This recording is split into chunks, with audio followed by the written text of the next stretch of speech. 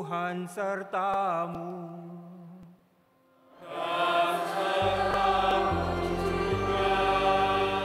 Inilah Injil Yesus Kristus menurut Santo Lukas.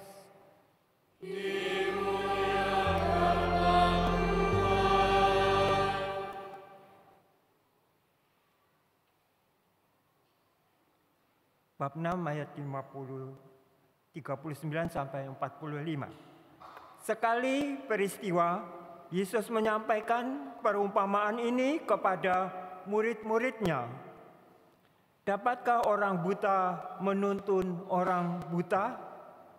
Bukankah keduanya akan jatuh ke dalam lubang? Seorang murid tidak melebihi gurunya, tetapi orang yang telah tamat pelajarannya akan menjadi sama dengan gurunya. Mengapa engkau melihat serpihan kayu di dalam mata saudaramu, sedangkan balok di matamu sendiri tidak engkau ketahui? Bagaimana mungkin engkau berkata kepada saudaramu, "Saudara, biarlah aku mengeluarkan serpihan kayu yang ada di dalam matamu," padahal balok yang di dalam matamu tidak engkau lihat? Hai orang munafik, keluarkanlah dahulu balok dari matamu, maka engkau akan melihat dengan jelas dan mengeluarkan serpihan kayu itu dari mata saudaramu.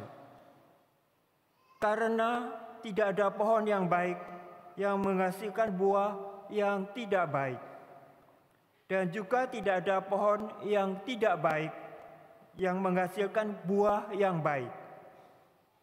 Sebab setiap pohon dikenal dari buahnya. Karena dari semak duri orang tidak memetik buah ara, dan dari duri-duri orang tidak memetik buah anggur. Orang yang baik mengeluarkan apa yang baik dari perbendaharaan hatinya yang baik, tetapi orang yang jahat mengeluarkan apa yang jahat dari perbendaharaan yang jahat.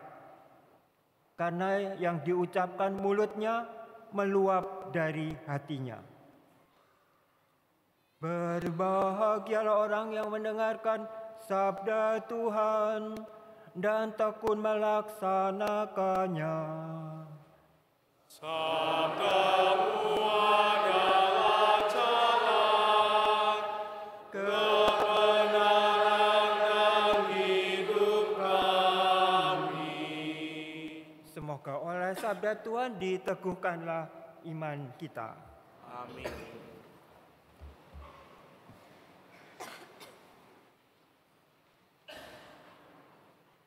Saya tidak suka kata Kristen, tetapi suka kata Kristiani.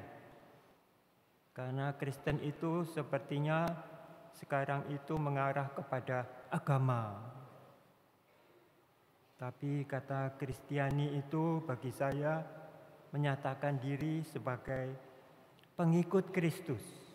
Kristus Kristiani. Atau menjadi murid-murid Kristus. Karena kita tahu menjadi murid-murid Kristus itu ketika menjadi pilihan untuk menjadi pengikut Kristus itu sungguh merupakan suatu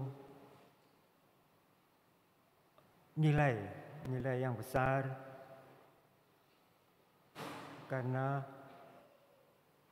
pastilah Kristus sendiri mau menerima kita sebagai muridnya.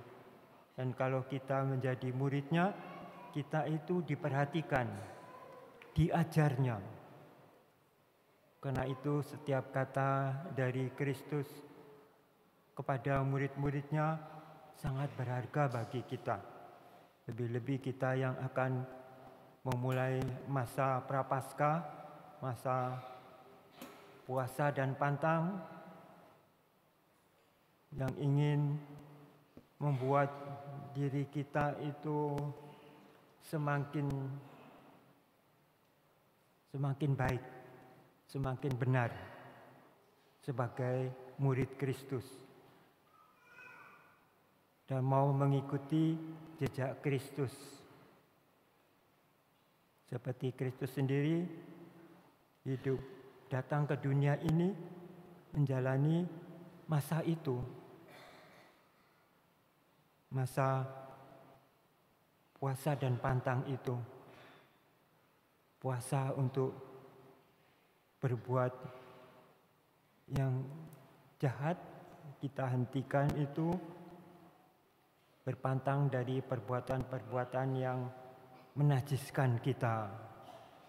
Karena itu masa itu berharga, 40 hari kita mengadapkan diri sehingga puasa kita memang perbuatan jasmani, lahiriah.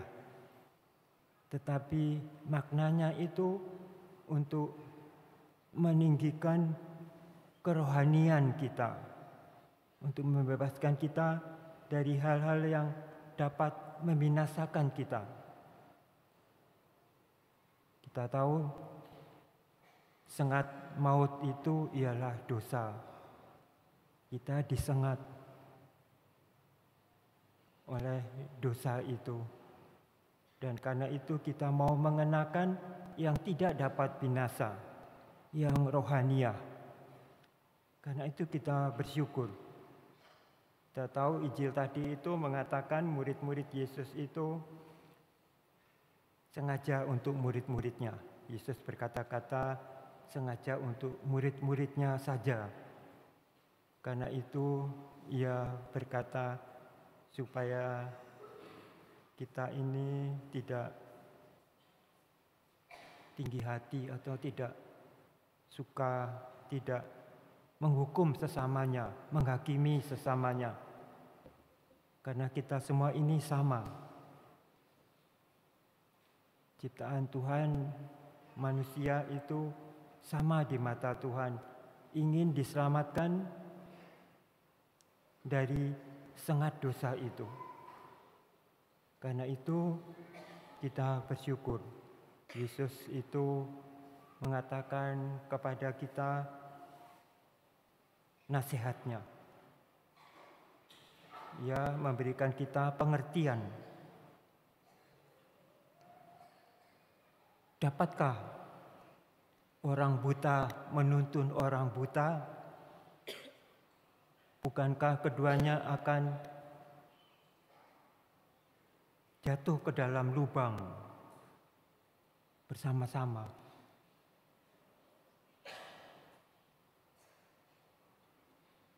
Karena itu ia kemudian berkata tentang kelemahan kita. Bagaimana kamu dapat berkata kepada saudaramu, baiklah aku ambil serpihan kayu dari matamu. Bagaimana mungkin?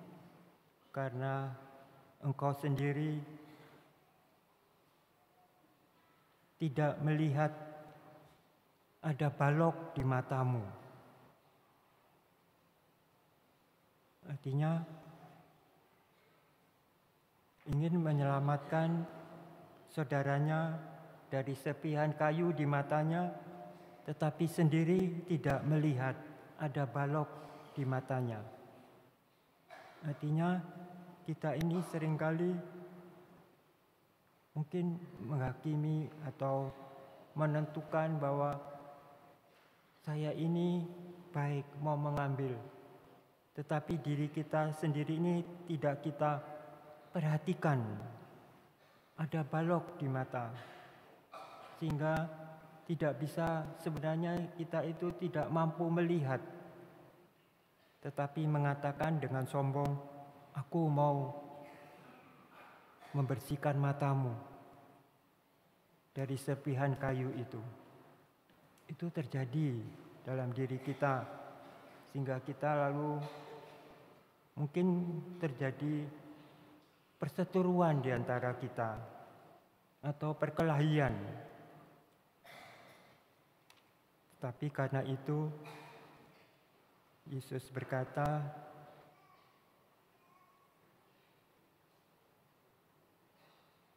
supaya kita itu menyadari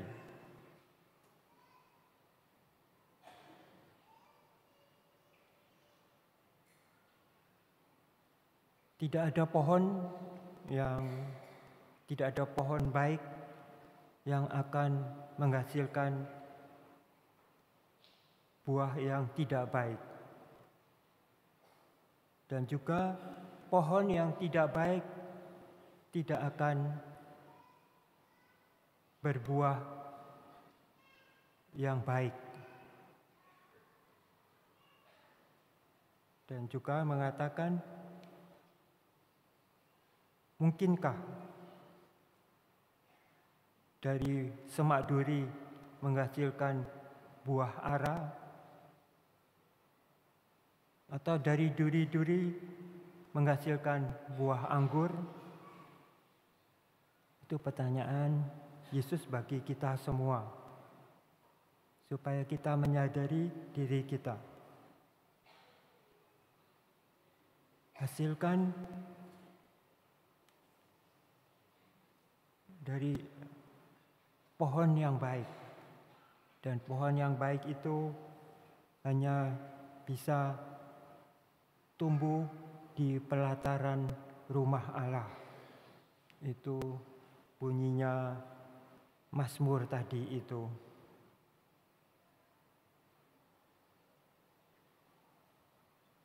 Pohon kayu Libanon itu tumbuh di pelataran Tuhan. Buah anggur itu datang dari rumah Allah. Itu pemazmur. Pohon yang baik datang dari pelataran Allah. Karena itu Yesus menasihatkan kita supaya kita menjadi pohon yang baik. Pohon yang baik tumbuh dari sabda Tuhan. Seperti tadi pengantar bait Allah itu mengatakan, suara Tuhan dari bait Allah itu yang menjadikan kita semua ini tempat lahirnya pohon-pohon yang baik. Jadilah pohon yang baik itu, dan terangilah mata hatimu. Karena dari suara manusia seringkali membenamkan orang. Tetapi suara dari Allah itu akan menumbuhkan hati yang tentram, hati yang tahu bagaimana untuk berbuat mengabdi kepada sesama kita. Perintah Allah itu supaya kita memperhatikan sesama kita. Siapapun juga ingin untuk mengambil serpihan kayu dari mata saudaramu.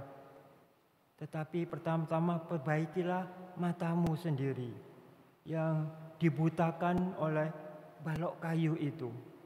Kita mesti membersihkan diri kalau kita mau menjadi murid Kristus itu, yaitu dengan membasuh dengan sabdanya. Air yang suci itu datang dari sabda Tuhan.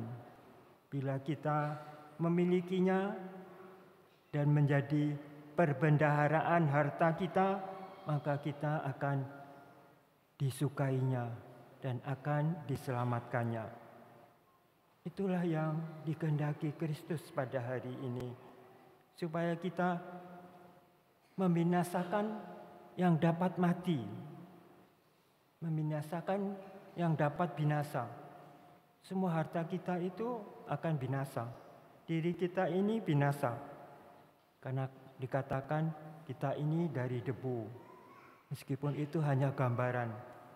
Allah untuk menciptakan tidak memerlukan sesuatu apa, tetapi memerlukan apa yang dikehendaki Allah itu.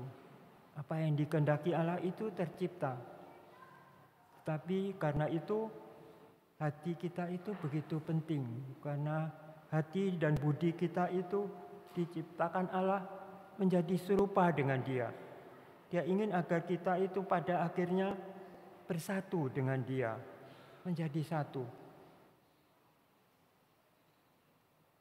Murid yang lulus itu menjadi sama seperti gurunya. Kita ini ingin dijadikan saudara-saudarinya. Karena itu mari kita selalu mengikuti suara hati kita yang disuburkan oleh sabda Tuhan itu. Ia sendiri akan membuat kita mengerti.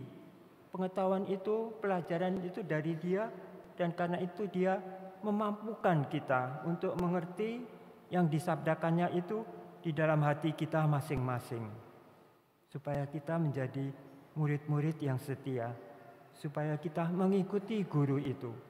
Dan inilah masa itu, ketika kita masih di dunia ini. Perjalanan kita masih jauh, lebih-lebih karena banyak pencobaan di dunia ini. Apa yang kita senangi, kita mesti waspadai juga. Apakah kesenangan kita itu sesuai dengan apa yang dikehendaki oleh Tuhan itu. Karena itu mari kita penuh perhatian. Gereja ini mengatur masa itu. Ada masa supaya kita mengerti 40 hari ini untuk mengerti perjalanan Kristus selama Dia tinggal di dunia ini. Selama Ia bersama dengan murid-muridnya itu. Dengan pengajarannya. Supaya kita semua ini setelah Yesus mengakhiri hidupnya di dunia ini untuk kita, malah dengan itu Ia yang disalibkan itu sudah membongkar kebinasaan itu. Kebinasaan itu tidak ada lagi bagi para muridnya yang ingin berbuat, melakukan pekerjaan sama seperti Dia. Dan mengenakan apa yang tidak dapat binasa, yaitu apa yang dijanjikannya kepada kita semua ini. Suatu keadaan bersama dengan Dia. Roh-Nya diberikan kepada kita selama kita hidup di dunia ini. Karena itu ikuti suara hatimu yang dipenuhi dengan Roh Kudus itu. Roh-Nya diberikannya kepada kita. Ingin membuka hati kita ini. Supaya kita ini sehati dan sepikiran dengan Dia. Mari kita pergunakan masa ini.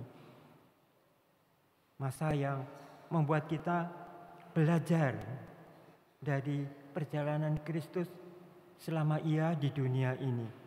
Supaya kita pada akhirnya dapat membinasakan maut itu. Sengat maut adalah dosa. Kita ingin juga agar dosa itu tidak selalu mengikuti kita. Dosa itu ingin kita hentikan.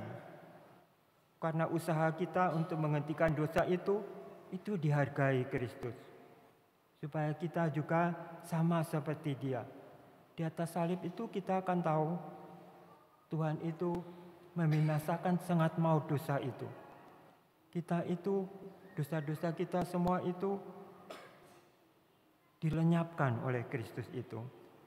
Karena itu kita mau menjaga diri agar hidup sesuai, menjadi pohon yang tumbuh di pelataran Allah.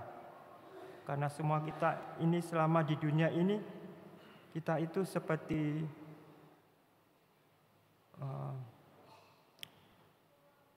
belanga itu. Belanga atau yang dimurnikan di dalam perapian. Bejana tanah liat yang dimurnikan dalam bara api. Ini hidup di dunia ini. Tapi jangan khawatir, karena kita diperhatikan terus-menerus oleh guru Tuhan kita Yesus Kristus. Amin.